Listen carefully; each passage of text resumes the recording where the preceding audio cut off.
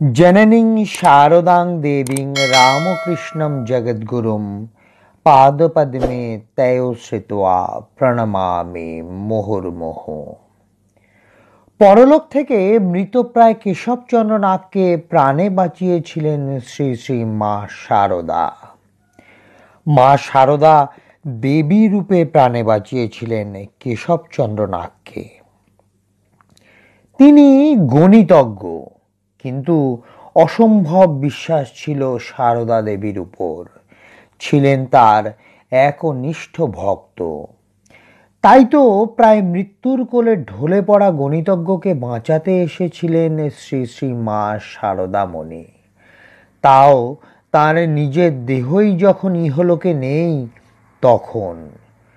শুনতে আজগুবি মনে হলেও ঘটনাটা কিন্তু এমনই।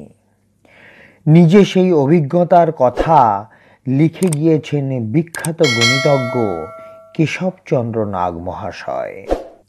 ওই ঘটনা না ঘটলে হয়তো কেশবচন্দ্র নাগের আর কেশব নাগ হয়ে ওঠা হতো না। শ্রী রামকৃষ্ণের অর্ধাঙ্গিনী শ্রী শ্রী মাও ঈশ্বরীয় রূপ।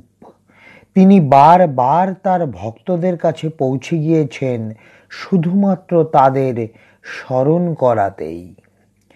শুধু জীবদ্দশায় নয়, মৃত্যুর পরেও তার ঐশ্বরিক ক্ষমতা পৌঁছে যেত তার ভক্তদের কাছে।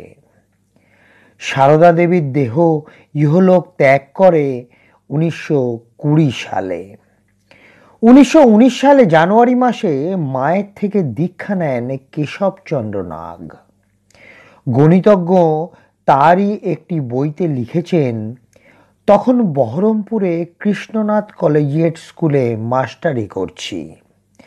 মায়ের দর্শন হতেই তাকে বললাম দীক্ষা নেবার আকাঙ্ক্ষার কথা। মা মহামন্ত্র দিলেন, একটি রুদ্রাক্ষের জপমালাও দিলেন। মা সেটি নিজে জপ করে দিয়েছিলেন। এর মাঝে কেটেছে 23টি বছর।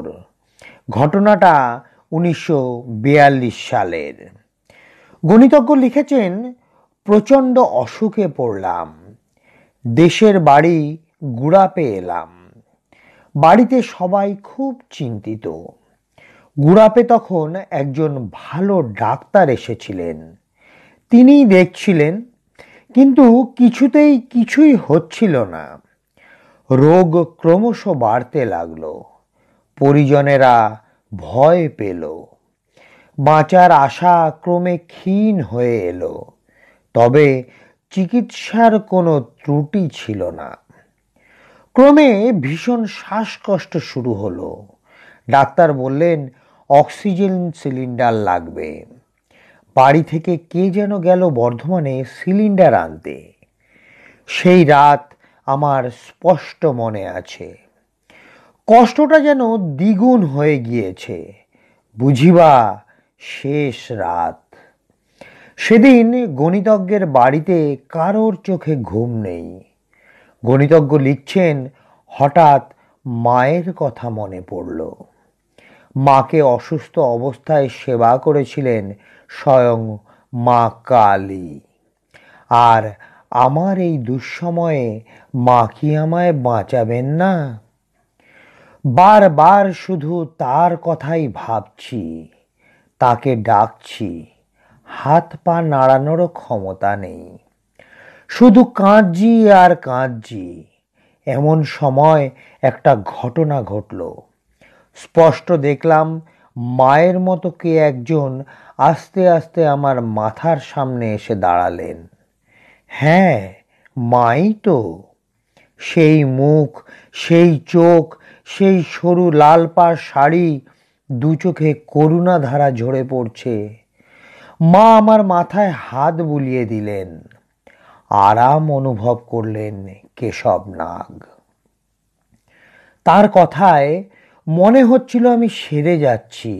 আমি হাত পা নাড়তে পারছি, হয়তোবা কথাও বলতে পারবো।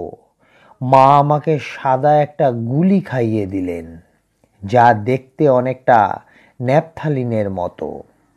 গুলিটা যতই গলা দিয়ে নামছে মনে হচ্ছে আমার সমস্ত রোগ যন্ত্রণা নিয়ে সেই গুলি যেন শরীরে মিশে যাচ্ছে।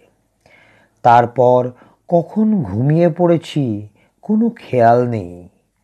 ভোরবেলা ঘুম ভাঙল, মনে হলো আমার শরীরে কোনো কষ্ট নেই, কোনো যন্ত্রণা নেই, কোনো রোগ নেই, আমি সুস্থ, সম্পূর্ণ সুস্থ। পরের দিন সকালে নিজেই বিছানা ছেড়ে উঠে দাঁড়ান গণিতজ্ঞ।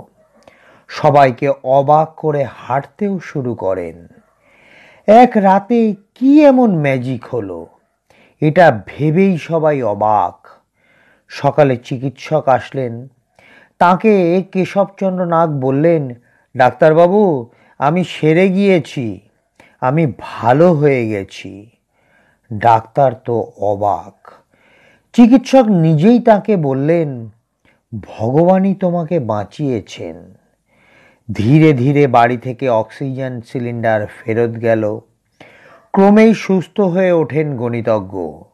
সুস্থ হয়ে তিনি তার ঘনিষ্ঠ মহলে বলেছিলেন, আমার জীবনদাত্রী মা, কেমনে ভুলি করুণা তার। জয় মা শারদা, জয় মা শারদা, জয় মা শারদা।